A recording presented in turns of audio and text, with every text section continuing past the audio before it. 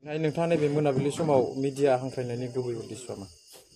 गुबै उद्देश्यआ जाहैबाय आङो थांनाय सुनिबार 2 तारिखखालि प्रकाश इउटुबार आरो बेजों लोगोसे गीता आरो बिरबल होननायनि सायाव आं मोनसे भिडिअ आपल'ड खालामदोंमोन फेसबुकआव।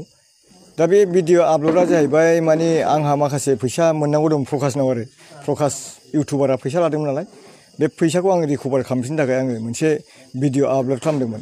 बेवहाय आंनि बे मोननांगौखौ रिकभार खालामनो थाखाय माने आङो माखासे खोथा बुंनायाव आङो नैबे बिरबल आरो गीतानि पार्सनेल लाइफआवबो हाबनाय जादोंमोन आरोखि।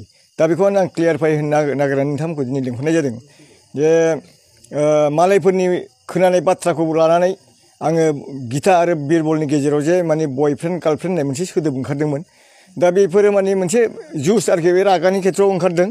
बेखौ आं दिनै माने मिडियानि सिगाङाव नोंथांमोननि सिगाङाव आं बुंबाय जे बे जेबो नङा, बे मिसा खोथा आरो आंबो बे खोथाफोरखौ मालायनिफ्राय खोनानानैसो बुंदोंमोन। दा आङो बेखौनो क्लियार होनो नागिरदों जे बिरबल आरो गीतानि माने सानैनि गेजेराव बेबादि जेबो गोथौ सोमोन्दो गैया। आं दिनै माने गोबां मानसिनाव सोंनानै आङो क्लियार लानानै मोनबाय बेबादि नङा।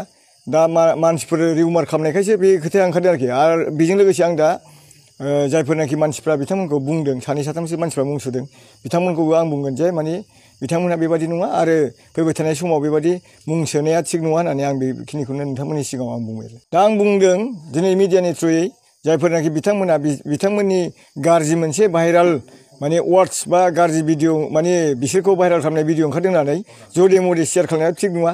मानसिफोरखौ माने मोजाङै डिटेल्स खबर लानानै आजिखालिथ' नोङो ससियेल मिडियाफ्राव जायनो हायो बेनो बांसिनानो माने बखिलायनाय जुग आरोखि। दा जिनिसफोरखौ बखिलायनो मोन्दों होननानै आननेसेसारि माने शेयार खालामलाबाय थानायाबो थिग नङा। बिथांमोनखौ आं खावलायदों गतिके शेयार खालामनायनिफ्राय गोजानाव थाथों आरो माखासे भिडिअफोर आपल'ड होनाय दंबा दानथों। खारन बिस्राबो फेमिलि दङ, न'खर दङ, बेनि थाखाय आं खावलायनाय जाबाय। आरो बेजों लोगोसे दिनै प्रकाश इउटुबारजों आंजों माखासे माने थरखा बिथरखौ जादों। दा ससियेल मिडियाआव आंबो होदों प्रकाश इउटुबारा आंनिफ्राय डाइरेक्ट फैसा लादों माने गीता आरो बिरबलनि दारैनो फैसाखौ लादोंमोन। आंबो थांफादोंमोन। दा बिथाङा नङा होन्दोंमोन, खिन्थु दिनै प्रुफ जाफैबाय। बिथाङा आंनो नै दासो आधा घन्टा 1 घन्टानि सिगाङावनो फैसाखौ हरबाय। आं 8थानि गेजेरावनो फैसाखौ बिदोंमोन दाखालि ससियेल मिडियाआवबो। दा बिथाङा 8था जानायनि सिगांनो आंनो बे आंनि मोननांगौ फैसाखौ बिरबल गीतानि थ्रुयै बिथाङा हरबाय। दा बेनि थाखाय आं प्रकाश भाइखौबो बुंगोन जे थेंक इउ प्रकाश भाइ, नोंथाङा जे बेबायदि बुजिनानै आंनो फैसाखौ हरफिनदों बे बिराद मोजां खोथा। आरो बेबायदिनो इयुनाव नोङो मोजां खामानि मावलां, नोंनि केरियारखौ बानायनानै ला, बेखिनिखौ आं प्रकाशखौ खावलायदों। दा बे हिसाबै आङो जोबोद खुसि आरोखि। प्रकाशनि सायावबो आंहा गाज्रि मोननाय गैला, खारन आंनि माने फेक्टरानो माने जेबो गैया बाहाय। खालि मेटारा जाहैबाय माने बै फैसानि थाखायल'मोन नालाय, फैसा लानो थाखाय। दा फैसाखौ मोनबाय हिसाबै आं प्रकाश फंबायखौ आं जेबो गाज्रि मोननाय गैया। बेखिनिखौनो आं नोंथांमोननि सिगाङाव बुंबाय। आरो प्रकाश फंबाया फैबाय थानाय समाव आंनि सायाव जुदि उल्था बुजिदोंबा बे गावनि खोथा, खिन्थु आंहा बावहाय जेबो गाज्रि मोननाय गैला। फैसा मोनबाय, बास जोब्बाय, नङा होमबा?